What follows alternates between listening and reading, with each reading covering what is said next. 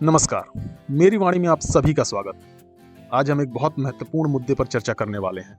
मुद्दा है मानवाधिकार का। हर साल 10 दिसंबर को मानवाधिकार दिवस या ह्यूमन राइट्स डे के तौर पर मनाया जाता है। मानवाधिकार से जुड़े विभिन्न पहलुओं पर चर्चा करने के लिए हमारे साथ स्टूडियो में मौजूद हैं अखिल जेटली सर, जो मेरी कॉलेज में लॉ के असिस्टेंट प्रोफेसर हैं। मेरी वाणी में आपका स्वागत है सर। नमस्कार सर, सबसे पहले हमारे श्रोताओं को बताइए कि मानवाधिकार या ह्यूमन राइट्स क्या है और इसकी ज़रूरत क्यों पड़ी। ह्यूमन राइट्स या मानवाधिकार एक तरीके से मैं आपको बताऊं तो वो एक तरीके के ऐसे नैतिक सिद्धांत हैं जो मानव व्यवहार से संबंधित कुछ निश्चित मानक स्थापित करता है। ये मानवाधिकार स्थानीय तथा अंतर्राष्ट्रीय कानूनों द्वारा नियमित रूप से रक्षित होते हैं। मानवाधिकार को संयुक्त अंतर्राष्ट्रीय लेवल पर मान्यता दी गई है, जिसके लिए एक अंतर्राष्ट्रीय दस्तावेजों का मसूदा भी तैयार किया गया है, जो मानव अधिकारों के पूरे इतिहास में एक उपलब्धि है। एक दस्तावेज को मानव अधिकार का सार्वभौम घोषणा भी कहा जाता है।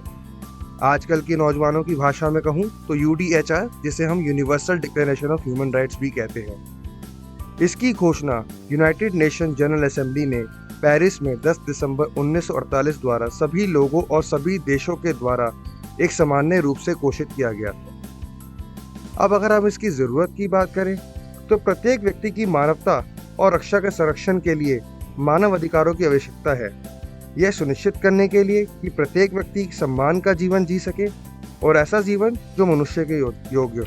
अब इसकी ज़रूरत क्यों पड़ी उसके बारे में अगर मैं आपको बताऊं तो मानव अधिकार वो अधिकार है जो हमारे पास केवल इसलिए है क्योंकि हम मनुष्य के रूप में मौजूद हैं। उन्हें किसी भी राज्य द्वारा प्रदान नहीं किया गया है। वह जीवन के मौलिक अधिकार जैसे भोजन, शिक्षा, काम, स्वास्थ्य और स्वतंत्रता के अधिकार से लेकर अन्य अधिकारों के साथ साथ जीवन जीने के लायक बना। बिल्कुल सर, मेरा दूसरा सवाल ये होगा कि हमारे संविधान में मानवाधिकार को किस रूप में जोड़ा गया है। मानवाधिकार हमारे संविधान में बहुत से articles like article 21, article 22, fundamental rights और फंडामेंटल ड्यूटीज के द्वारा जोड़ा गया।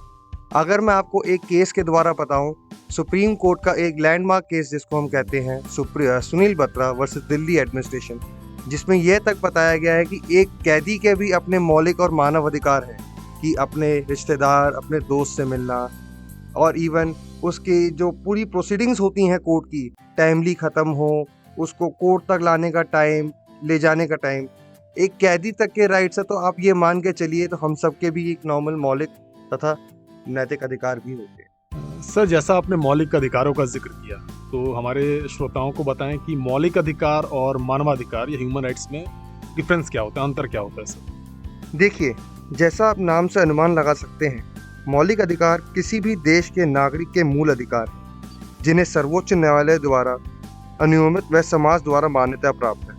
उदाहरण से समझाया जाए तो अगर किसी व्यक्ति के मूल या मौलिक अधिकारों का हनन या उल्लंघन होता है तो अदालत जा सकता है।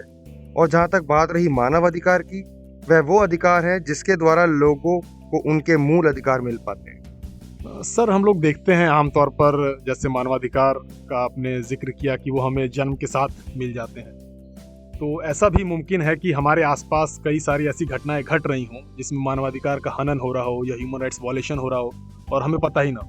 तो क्या आप कुछ एग्जाम्पल्स के जरिए समझा सकते हैं कि किस तरीके के केसेस आसपास होते हैं जो मानवाधिकार हनन में आते हैं और शायद हमको उसका ज्ञान या उसको हम लोगों को नॉलेज नहीं? देखिए, हम भारत के वासी हैं, हमें पता है हम आसपास कैसे रह रहे हैं। अगर आज के दिनों की ही बात करें तो इतना पॉल्यूशन दिल्ली में है। एक साफ, एक स्वच्छ एनवायरनमेंट में जीना हर मनुष्य का अधिकार, जिसको मानव अधिकार भी कहते हैं। एक बच्चा जब इस पृथ्वी पर जन्म लेता है या इस दुनिया में जन्म लेता है, उसके मानव अधिकार तब से ही शुरुआत हो जाती है।